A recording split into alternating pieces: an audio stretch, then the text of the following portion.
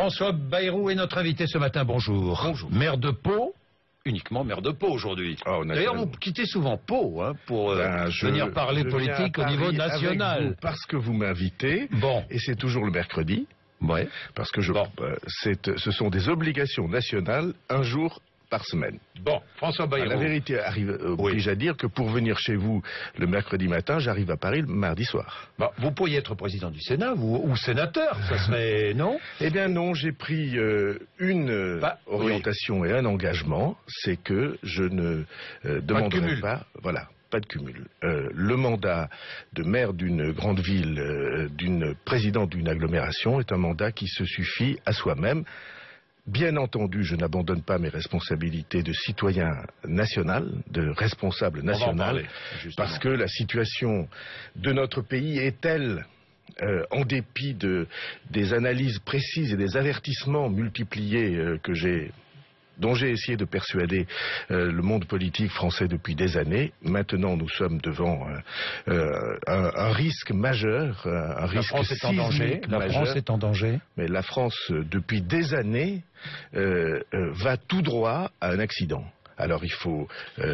à une catastrophe, accident, catastrophe, les mots ont leur valeur, vous les connaissez bien. Oui, alors la France va droit, ou en tout cas risque de plus en plus chaque jour, un accident grave, systémique on dirait, ou sismique si vous préférez, parce que nous nous sommes assis sous une montagne de dettes dont, pour l'instant, nous n'arrivons en rien à sortir, avec une politique qui n'est pas clairement définie et qui, à mon sens, mérite d'être changée. Eh bien, nous allons en parler, François Bayrou.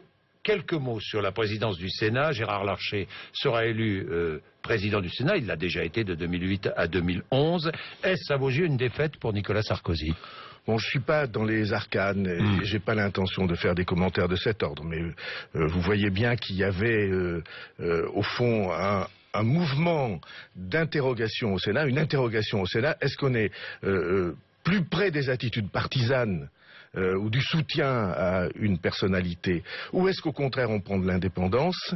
Et c'est, je crois, sur ce point que c'est l'indépendance qui a gagné, d'une certaine indépendance ou d'une indépendance assez affirmée par rapport aux intérêts partisans, et je pense que c'est sur ce point que s'est jouée cette élection. Bien, François Bayrou, la dette, 2023 milliards d'euros. C'est un chiffre record, mais l'Allemagne et l'Italie sont plus endettés que nous. Oui, mais nous sommes le pays au monde... l'Allemagne n'est pas plus endettée que nous. Non, elle est à 2065 milliards. Mais entre un pays de 65 millions d'habitants et un pays qui en a 30% de plus, c'est pas... non, mais c'est vrai. 20%. Bon, l'Italie et beaucoup de pays d'Europe sont plus endettés que nous. L'Italie est plus endettée que nous. Sauf qu'aujourd'hui, nous sommes devenus le premier emprunteur au monde. Le pays qui emprunte le plus au monde, c'est la France. Il faut que vous ayez un chiffre en tête. La France emprunte chaque jour ouvrable, aujourd'hui, demain, après-demain, chaque jour, la France a besoin d'emprunter 1 milliard d'euros. Je vais le dire autrement, la France, chaque jour, doit emprunter 1000 millions d'euros. Ça, c'est la France. 1000 millions d'euros tous les matins pour faire fonctionner notre système. Attention, pas pour construire des chemins de fer, des canaux, des routes performantes, pas pour améliorer la vie des gens, pour faire fonctionner notre machine d'État de sécurité sociale, pour payer les feuilles de sécu, pour payer les fonctionnaires. Nous nous endettons pour le train de vie courant. Si on n'a pas ça en tête, alors on ne voit pas la dimension de ce risque qui nous rattrape aujourd'hui. Et je le répète, je dis pas ça par volonté de parler à la première personne. J'ai mené ce combat, vous le savez bien. Thierry Breton me disait la même chose tout à l'heure sur RMC. Ça fait deux. Donc... Ouais, ça fait deux, mais pourquoi? Ça veut dire quoi? Ça veut dire que tous les responsables politiques je sais pas, nous ont trompés ou nous ont trahis sur ce terrain-là depuis... Tous les gouvernements successifs de droite et de gauche depuis des années. Oui. Non seulement depuis 2012, mais entre 2007 et 2012 aussi. Et auparavant, avec une petite inflexion, c'est vrai, entre 2005 et 2007, où la conjoncture s'y prêtait, puis un effort a été fait. Eh bien, tous ces gouvernements-là, successivement, ont puisé dans cette facilité, ou ont fait appel à cette facilité qui consistait à aller tous les jours à la banque pour acheter de quoi vivre au-dessus de ses moyens. C'est comme ça que ça s'est passé. Mais ce n'est qu'un aspect des choses. Je voudrais simplement ouvrir une porte sur la discussion que nous allons avoir après, parce que il ne suffit pas de déplorer la situation. Il faut aussi que nous pensions à la politique différente qu'il faut mener pour sortir de cette affaire. De cela. Bien. Alors, je regardais les chiffres annoncés par le gouvernement. La croissance, 0,4 cette année, nous dit le gouvernement. 1% en 2015, ce sont ses prévisions. 1,7% en 2016. 1,9% en 2017. Est-ce raisonnable ? Non, est-ce crédible? Non, est-ce crédible? Ce n'est pas crédible. L'idée que nous nous retrouverons sous la barre des 3%, qui est déjà une barre extrêmement élevée, parce que tout le monde choisit ce pourcentage.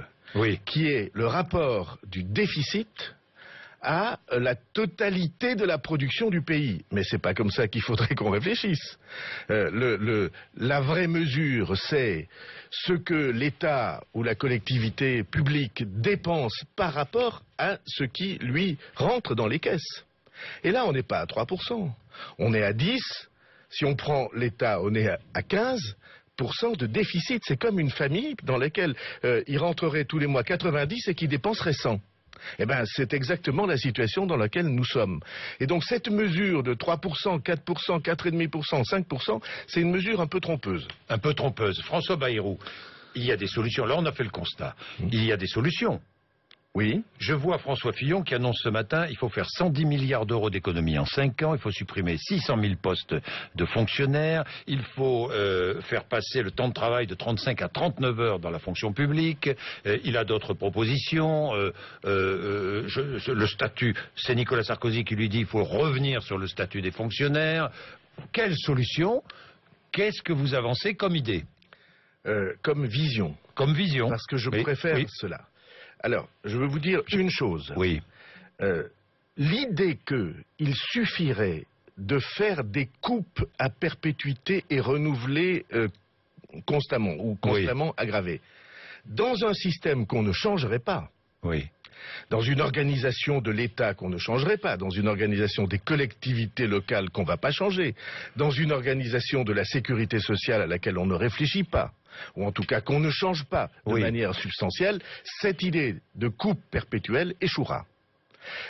Ça n'est pas seulement avec, je ne sais pas, la serpe ou le sécateur qu'on peut reconstruire un pays. Alors comment fait-on? Alors, il n'y aura pas d'économie substantielle sans changement de l'organisation de l'État, des collectivités locales, de la Sécu. Je prends un exemple très simple. Allez.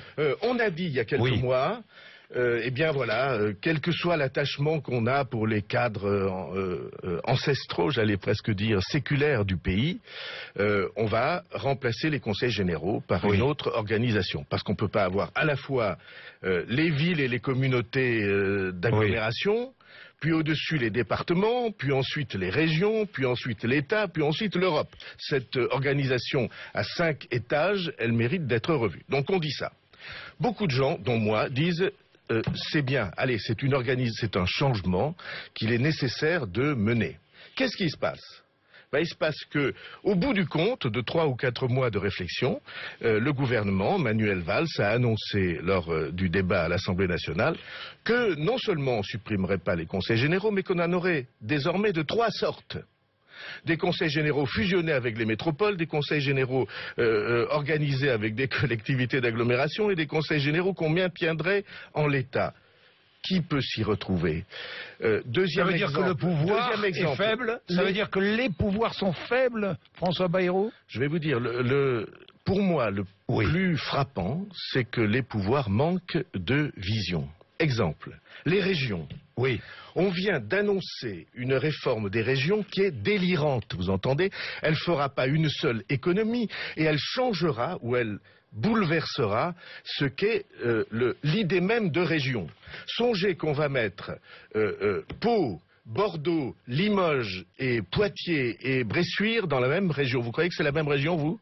Il y a 500 kilomètres entre Pau et Limoges, il y a 500 kilomètres entre Pau et Bressuire. Vous croyez que c'est la même région? Vous croyez qu'il y a une identité culturelle? Qu'est-ce que c'est une région? Une région, c'est des communautés humaines qui ont la même histoire et la même identité et qui donc choisissent avec la même volonté leur propre destin. C'est ça, une région. On va faire une université là, un centre de recherche. Donc, tout ceci est en train d'échouer. Il n'y aura pas, je reviens à l'idée générale, il n'y aura pas d'économie, il n'y aura pas de meilleure organisation de la dépense sans une organisation différente et revue. Il faut tout bouleverser. Il faut tout bouleverser. Il faut bouleverser les institutions, l'aménagement du territoire, tout. Il faut tout bouleverser. Exactement. Si j'ai bien compris. Le fonctionnement de l'État. Deux autres exemples. Deux autres exemples très simples. Dans la Sécu, vous savez bien que l'organisation des urgences, ça ne va pas. Vous savez bien que, 3 cas sur 4 ou 4 cas sur 5 de ceux qui viennent aux urgences, ils viennent parce qu'ils ne trouvent pas un accueil auprès d'un médecin généraliste, d'un pharmacien qui simplement disent là vous avez une angine, voilà ce qu'il faut prendre, voilà un antibiotique pour que l'angine si elle est bactérienne passe. Voilà. Mais dès qu'on veut bouger quelque chose, ça fait probablement il y a là un enjeu de 4 ou 5 milliards, en tout cas 3, 4, 5 milliards. C'est très simple à faire. Pour l'instant, ça est fait expérimentalement, mais ça n'est pas répandu. Deuxièmement, vous croyez que c'est raisonnable d'avoir l'organisation au sommet de l'État que nous avons, d'avoir Assemblée nationale à 577, d'avoir... Donc on réduit le nombre de députés. J'ai proposé qu'on mette 400 et 200. 400 et 200. Voilà. Même la suppression du Sénat? Vous seriez favorable à la suppression du Sénat? Non, je ne pense pas qu'il faut le faire de cette manière-là. Mais vous croyez que c'est raisonnable d'avoir un Conseil économique et social? Vous ne pensez pas qu'il soit raisonnable? Pourquoi être raisonnable? Doit-on être raisonnable tous les pays aujourd'hui? Tous les pays qui marchent ont deux mais il y a des pays qui ont supprimé. 2 chambres. La Suède a Regardez supprimé. l'Allemagne. L'Allemagne marche bien. Elle a 2 instances pour examiner la loi. L'une qui représente les citoyens et l'autre qui représente les organisations régionales ou les grandes villes. Et on peut le faire à beaucoup moins d'argent. Donc, est-ce qu'il est raisonnable d'avoir un Conseil économique et social?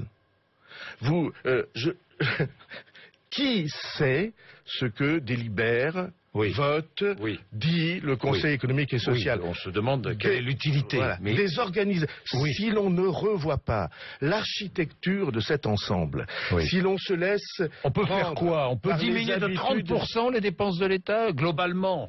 Non, 30% c'est trop. Mais on peut, sans le moindre doute pour moi, arriver à une organisation qui dépense moins et serve mieux. Rende plus de services, fasse mieux son travail. Car le deuxième chapitre que je veux ouvrir devant vous, et je ne veux pas qu'on se quitte sans avoir abordé ce chapitre-là, la question principale, peut-être même plus encore que les économies, c'est est-ce que cet État, son école, son service de santé, ses services de sécurité, est-ce qu'il fait son travail? Eh bien, ma réponse est que il ne suffit pas de faire des économies par une réorganisation, ce qui est nécessaire, mais il faut deuxièmement repenser pour que les choses marchent mieux. Exemple typique, l'école. Vous ne pouvez pas dire que l'école fait son travail quand elle se trouve à laisser 30% des élèves sans la lecture, l'écriture, le calcul, les instruments élémentaires de l'autonomie. La fin du redoublement, vous êtes favorable à la fin du redoublement? Vous avez été ministre de l'Éducation nationale, vous me direz c'est une parenthèse. Mais c'est une petite chose, peut-être ça permet de faire des économies. Moi ce qui m'intéresse, est-ce que ça sauve les élèves ou pas?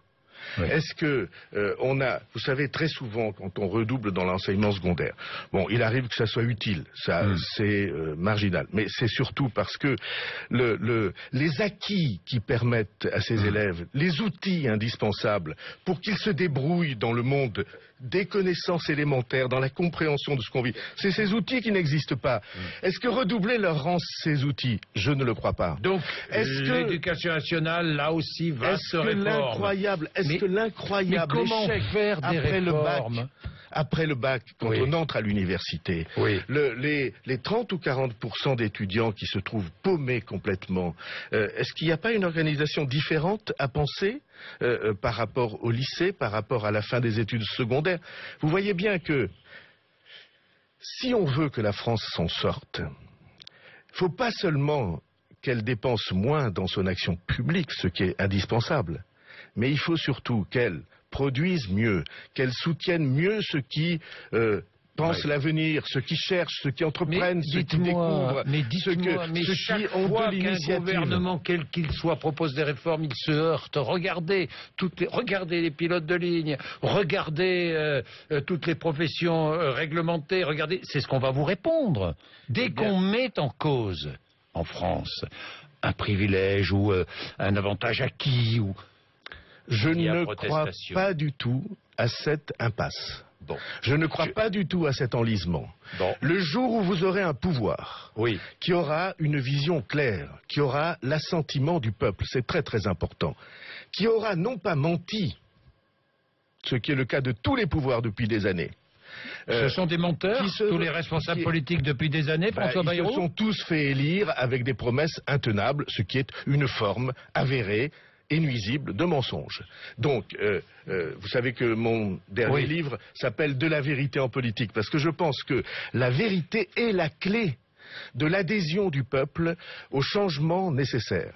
Et donc, le jour où vous aurez ce pouvoir-là, ce leadership, où vous aurez des institutions compréhensible par tout le monde, des débats qu'on pourra suivre, une manière de prendre des décisions dans lesquelles les citoyens sentiront qu'ils sont pris au sérieux. Ce jour-là, vous aurez adhésion au changement nécessaire.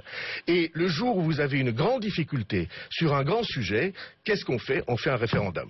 On vient devant les gens. C'est ce que propose Nicolas Sarkozy. Oui, enfin, c'est ce que Nicolas Sarkozy a fait à peu près exactement le contraire. Par exemple, sur le référendum sur l'Europe, il y avait eu un référendum parce qu'on avait mal expliqué. Le peuple a dit non, et puis après on a choisi de tourner le référendum. J'ai deux questions politiques à vous poser. Bruno Le Maire a proposé une charte pour l'organisation d'une primaire ouverte à la droite, au centre et même au-dessus de François Hollande. Vous faites la même proposition? Non, je suis moins enthousiaste que beaucoup de gens pour les primaires. Ah bon? Je pense que les primaires, c'est assez souvent une organisation de gens qui se reconnaissent dans un camp. Or, la France, aujourd'hui, n'a pas besoin de camp. Si vous ouvrez les primaires aux centristes, à l'UDI, au MoDem, au-dessus de François Hollande, pour désigner le candidat de la droite et du centre... On discutera de cette affaire. Vous n'êtes pas très favorable aux primaires? Non, je ne crois pas que droite et centre doivent être systématiquement la même chose. Comprenez ça? Donc vous pensez l'UMP ou le futur parti créé par le nouveau président de l'UMP, qui sera probablement Nicolas Sarkozy, doit organiser ses propres primaires, pas avec le MoDem ou l'UDI? Non, je ne dis pas les choses comme ça parce que je ne sais pas ce que l'avenir sera. Et quelle sera la situation du pays. Et ce qu'on sera obligé de faire. Je ne ferme pas les portes, je dis une seule chose, c'est que la droite, comme on dit, l'UMP, la gauche, comme on dit, le PS, ont montré leur échec conjoint et successif depuis des années, qu'on a besoin d'une vision nouvelle. Si on dit, mesdames et messieurs, vous inquiétez pas, désormais, votre voix va être prise dans un ensemble où vous ne pourrez pas vous exprimer. Au fond, vous vous ralliez à ce que sera la décision de vos voisins. Eh bien, vous ne faites pas progresser la réflexion et la démocratie. Ça veut dire que vous souhaitez l'élargissement et la construction d'un grand centre. C'est un vieux rêve. C'est un vieux rêve, François Bayrou. Ça n'est pas un rêve. Ah bon? C'est une nécessité. C'est une nécessité. Je souhaite que le centre français prenne conscience de sa force, qu'il s'unisse et qu'il ose proposer aux Français le projet dont le pays a besoin. Avec peut-être Alain Juppé comme compagnon de route. Oui, en tout cas, Alain Juppé est quelqu'un d'estimable avec qui, je crois, nous pouvons travailler. J'imagine. Oui, vous pouvez être capable. Oui, je peux l'imaginer. Vous êtes capable de travailler avec Alain Juppé. Vous l'avez dit, et même former un ticket. Non. Présidentielle? Non. Comment non? Jean-Jacques Bourdin, il n'y a pas de ticket à l'élection présidentielle. Oui, il faut que vous mettiez aux États-Unis, ça existe. Dans le crâne. Pourquoi ne pas d'ailleurs dire aux États-Unis, il y a un président et un vice-président, c'est pas les mêmes institutions. Oui. La vertu et la force de l'institution présidentielle, c'est que c'est un homme qui se présente devant le peuple, seul, pas avec le poids des attaches partisanes et des dépendances avec les uns ou les autres. Il a des amis, il a des équipes, ça c'est très bien, mais chaque fois qu'on envisage un ticket, on se trompe sur l'institution et la démocratie française. J'ai une dernière question. Est-ce que vous soutenez Hervé Morin à la présidence de l'UDI? Je ne prends pas parti sur la présidence de l'UDI. C'est votre candidat préféré quand même. Qui est un parti. Je connais très bien Hervé Morin, mais j'en connais d'autres. Je connais Jean-Christophe Lagarde. Ce sont des hommes qui ont été... Qui a votre préférence dans mes équipes? Non, je ne veux pas prendre parti parce que ça n'est pas mon parti. Je ne suis pas adhérent à l'UDI. Si j'étais adhérent à l'UDI, je le dirais. Mais il se trouve qu'il y a deux courants politiques, l'UDI avec plusieurs composantes et le MoDem qui est plus unitaire, qui forment ensemble le centre français. Ce que je demande, ce que je veux et à quoi je jugerai celui qui sera élu, c'est de savoir s'ils veulent l'unification du centre français ou pas. Je suis pour l'unification du centre, pour qu'il soit enfin une voix qu'on puisse écouter, qu'il ne soit pas tout le temps en train de se disputer, qu'il puisse parler au pays et être... Vous avez du travail. Être un apport pour tous les citoyens qui se disent on va tout de même pas être obligé de choisir entre trois impasses, j'avais appelé ça le triangle des Bermudes, entre l'extrême droite, l'UMP et le PS. Il y a d'autres choix nécessaires pour le pays. Bien, merci François Bayrou, 8h58. Merci. Merci.